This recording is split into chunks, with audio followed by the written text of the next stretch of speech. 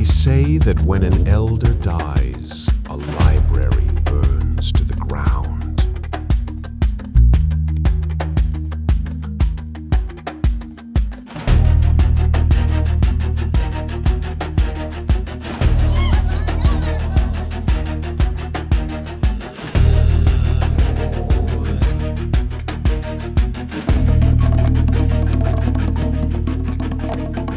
But what if the embers of those fires are still glowing?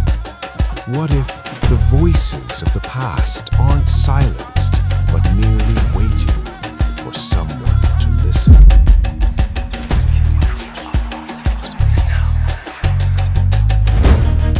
Welcome to Echoes of the Soil. I am your host. Together, we are stepping into the shadows of time. We are journeying to a land where the wind carries secrets from the Kaya forests and the spirits speak through the crashing waves of the Indian Ocean. From the legends of the Mijikenda to the ancient songs of the Luo and the Maasai, we aren't just telling stories, we are reclaiming our identity. Because the paths our ancestors walked are the same maps we need for the roads ahead. To know where we are going, we must first remember where we began.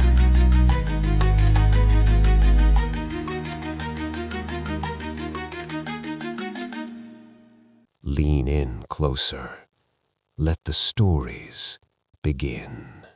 Nyamale, oye nyamale, nyamale, oye nyamale, nyamale, nyamale, nyamale. Senango narera deja, nyamala, oye nyamala deja. Nyamale, oye nyamala, nyamale, oye nyamala, nyamala, nyamala, nyamala.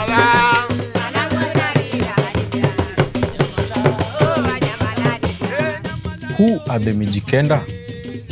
The Mijikenda literally means the 9 towns, or as the colonialists would call it, the 9 tribes. They are a group of 9 related Bantu-speaking ethnic groups who inhabited the coast of Kenya and part of the northern Tanzania. They are well known for their rich oral history, their sacred Kaya forests, and their unique political and spiritual structures.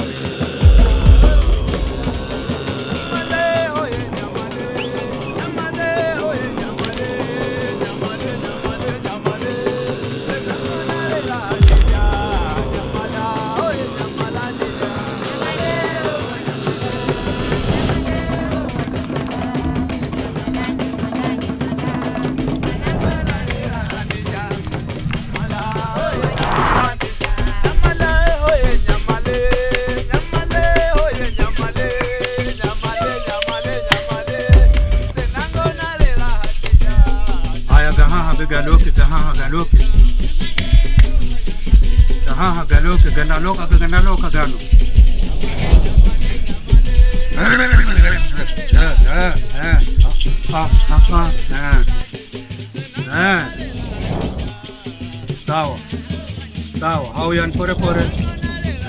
Pore pore. Hujan kamare. Sawa kabisa.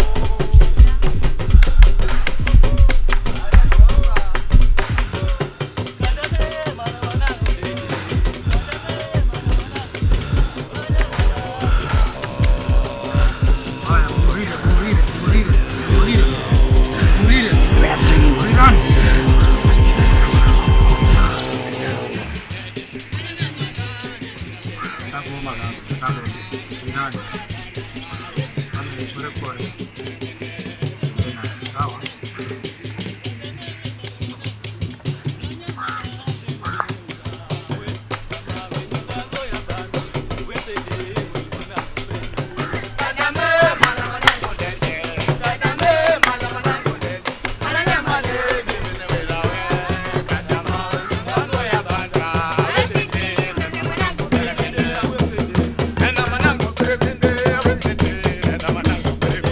The Mijikenda is an umbrella term, but there are 9 distinct but closely related subgroups, each with its own distinct dialect and customs.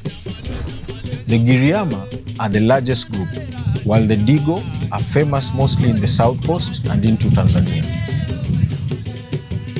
Then we have the Duruma, the Chonyi, the Rabai, Ribe, Kambe, Jibana, and the Kauma. While most Mijikendas now live in modern towns or farms, their original life was in kayas. The kaya is a sacred grove or a fortress that served as a fortified village. In the past, you couldn't just walk into any of these forest villages, as they were protected and they were preserved. Even today, these kayas are preserved as the UNESCO World Heritage Sites. They are considered the sacred abode of ancestors and are managed by a council of elders, also known as the Kambi.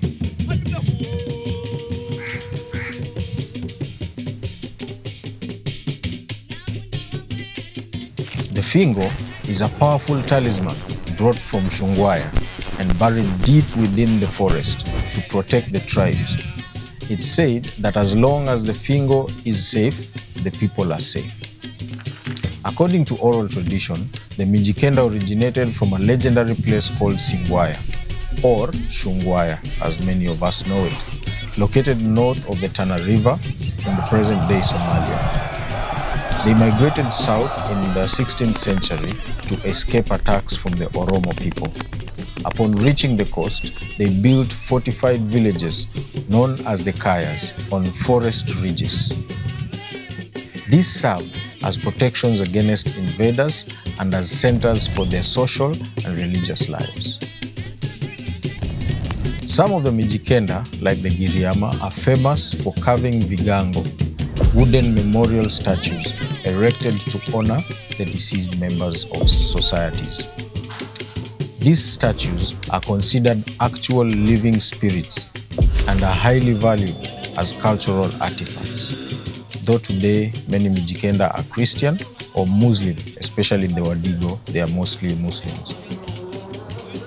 But many still integrate traditional beliefs such as the worship of a supreme being called Mulungu and the reverence of ancestral spirits. The Mijikenda played a crucial role in the development of the Swahili language at the coast. They acted as the primary middlemen in trade between the Swahili merchants on the coast and the ethnic groups of the Kenyan interior, trading ivory, grain, and other goods. Their unity as a 9-tribe bloc also became a powerful political force in Kenya and its struggle for independence. Mekatilili wa Menza, born Mnyanzi wa Menza, is one of Kenya's most legendary freedom fighters. A widow in her 70s, she became the face of the Giriama uprising in 1913 to 1914 thereabout, proving that age and gender were no barrier to defying the British Empire. Mekatilili's anger towards the British was fueled by several injustices. 1. Forced labor. The British wanted young Giriama men to work on their sisal and rubber plantations. The hat tax, number 2. Families were forced to pay taxes in cash, which they didn't have, forcing them into physical labor to make up for the tax. Number 3, cultural erosion. Mekatilili wa Menza was deeply disturbed by the British total disregard for the Giriama traditions and their sacred Kaya forests. Then number 4, personal tragedy. As a young girl, she watched her brother being kidnapped by the slave traders, a memory that fueled her lifelong hatred of foreign exploitation. One of the most famous stories about her involves a meeting in 1913 with a British administrator, Arthur Champion. Arthur Champion was trying to recruit or conscript young men for the World War I. Mekatilili arrived with a mother hen and her chick. She challenged Arthur Champion to snatch a chick from the hen. When he tried it, the hen pecked him aggressively. She used this as a metaphor to Arthur Champion. If you try to take our children, we will strike back just like the hen. It is said that she even slapped Arthur Champion during the confrontation. Mekatilili used a sacred funeral dance called Kifudu to mobilize people. She traveled from village to village using the dance to gather crowds, then delivered rousing speeches. She led the people in taking oaths at the Kaya Fingo, swearing never to cooperate with the British or pay taxes. Well, as time would have it, the British eventually arrested Mekatilili and exiled her to Kisii, which is in western Kenya, thinking that taking her far from the coast would break the movement. Incredibly, at over 70 years old, she and her fellow leader Wanje wa Madori escaped. They walked over 700 kilometers through thick bush and dangerous terrains back to the coast. When she reached Ngiriama land, her people believed she had supernatural powers, and the rebellion flared up even more and became stronger. Though the British eventually used scorched earth tactics to burn Giriama homes and bombing the sacred Kayas, they were eventually forced to relax their demands for labor. Mekatilili died of natural causes around 1924, and today she is celebrated as a Shujaa or a hero in Kenya. There is a statue of her at the Uhuru Gardens in Nairobi, and the Mekatilili wa Menza Festival is held every year in Malindi, which is a town at the coast, the north coast, in honor of her. At midnight, the Union Jack was lowered for the last time, and Kenya ceased to be a colony and became independent. She remains in the Commonwealth. It was estimated that 250,000 people witnessed the moving ceremony. Then it was as though someone had said, "Let joy be unconfined." Uninhibited tribal dancing took over.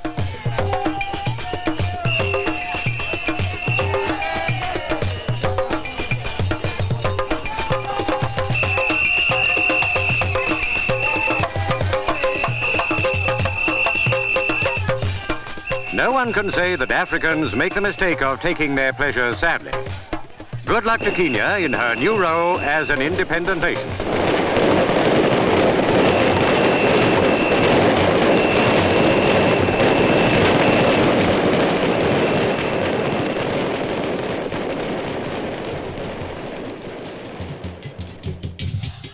Well, and just like any good African story, we have to go away with a lesson learned from this story. We would like to leave you with this specific lesson. These forests, the Kayas, are UNESCO World Heritage Sites. The Mijikenda ancestors were actual and the first conservationists.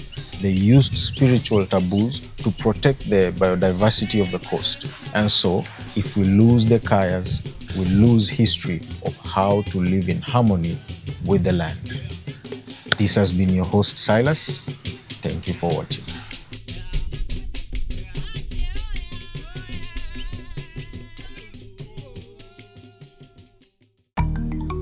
The fire has dimmed, and the shadows have retreated, for now. But the stories we've shared today don't end here. They travel with you, woven into the fabric of your day and the rhythm of your heartbeat. Remember, we are the continuation of a long, unbroken line. Every legend told and every ancestor honored is a light for the path ahead. If you found a piece of yourself in these echoes today, then our journey was a success. Join us again as we peel back the veil of history once more. Until then, looking to the past to find your way forward. I am your host, and this has been Echoes of the Soil. Stay curious, stay connected, and keep the stories alive.